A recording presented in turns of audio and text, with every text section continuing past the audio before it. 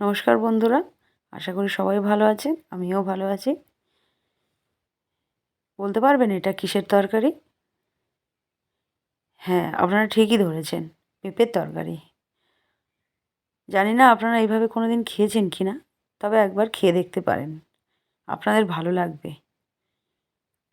আসুন, আমি কিভাবে বানিয়েছি আপনাদেরকে দেখাই। গাছেরই পেঁপে ছিল, পেড়ে নিয়ে এসেছি। পুরো ভিডিওটি দেখবেন, আপনাদের ভালো লাগবে। প্রথমে পেঁপেগুলো ধুয়ে নিয়েছি, গোটাই ধুয়ে নিয়েছি।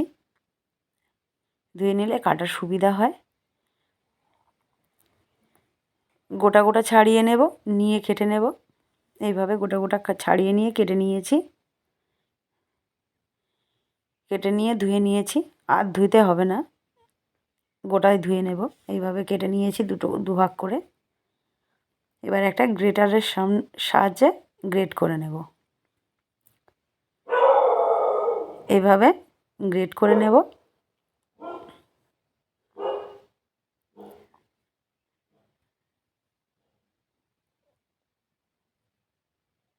এইভাবে পুরোটা গ্রেট করে নেব। দেখুন বন্ধুরা, এইভাবে নিয়েছি।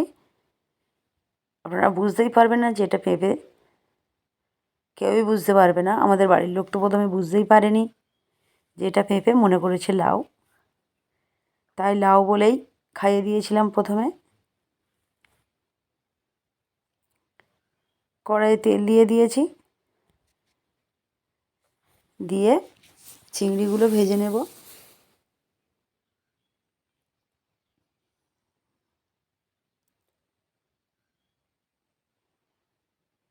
চিংড়ি দিয়ে দিলাম, দিয়ে ভেজে নেব।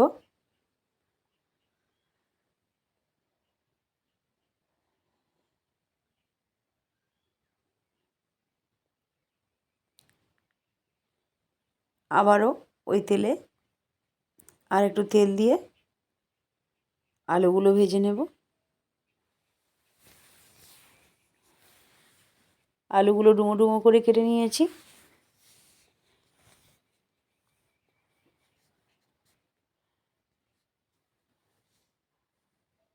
লাল লাল করে ভেজে নেব, নিয়ে তুলে নেব।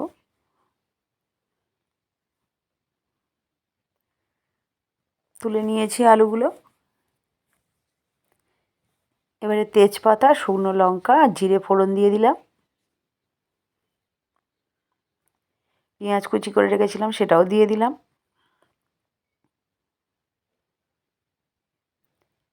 কাঁচা লঙ্কাও দিয়ে দিলাম।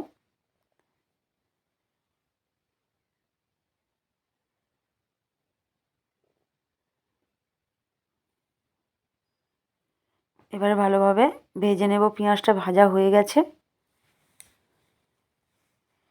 এবারে পেঁপেগুলো দিয়ে দেব।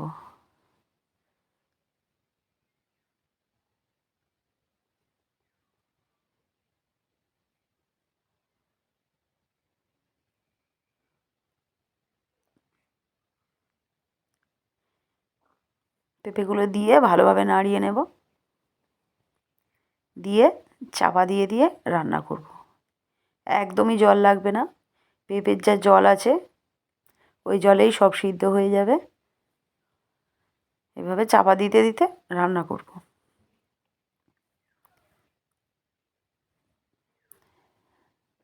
আবারও ভালোভাবে নাড়িয়ে দেব।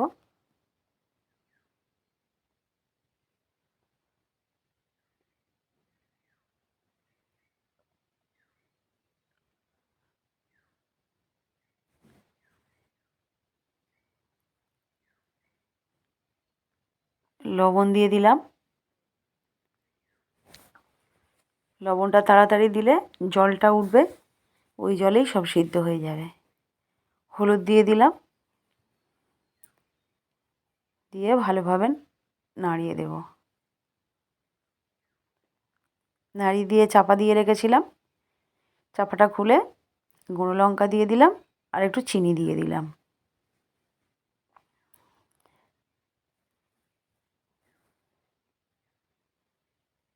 এবার জিরে আদা বাটা দিয়ে দিলাম।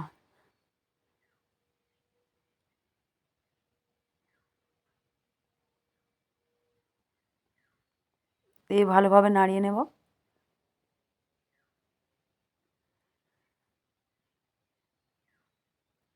এবারে আলু আর চিংড়িটাও দিয়ে দেব, দিয়ে ভালোভাবে নাড়িয়ে নেব, নিয়ে চাপা দিয়ে দেব।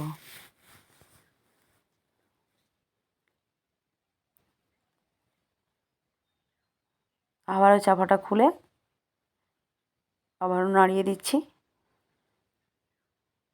এইভাবে শুধু নাড়াতে থাকবো। দেখুন বন্ধুরা, নিচেটা লেগেও যাচ্ছে না, কারণ পেঁপে হঠাৎ ধরে যায় না।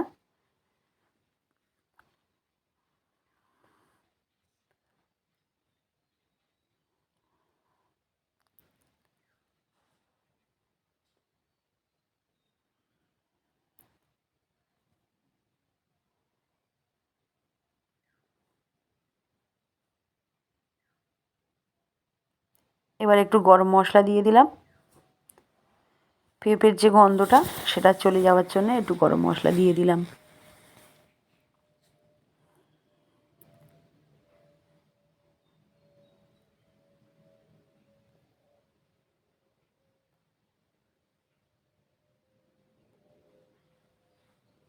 দেখুন বন্ধুরা, প্রায় হয়ে গেছে। আবার একটু নাড়িয়ে দেব।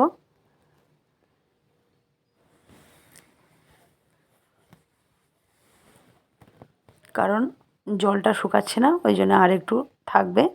দেখুন বন্ধুরা, একদম জল দিতে হয়নি, হয়ে গেছে প্রায়। নামিয়ে নেব। নামিয়ে নিয়েছি বন্ধুরা। দেখুন বন্ধুরা কেমন হয়েছে। এই রান্নাটা যদি আপনাদের ভালো লেগে থাকে, লাইক করবেন, শেয়ার করবেন এবং কমেন্ট করে জানাবেন যে আপনাদের কেমন লাগলো। আর এইভাবে একবার বানিয়ে খেয়ে দেখবেন, আপনাদের নিশ্চয়ই ভালো লাগবে। এতক্ষণ ভিডিওটি দেখার জন্য অনেক ধন্যবাদ। নমস্কার।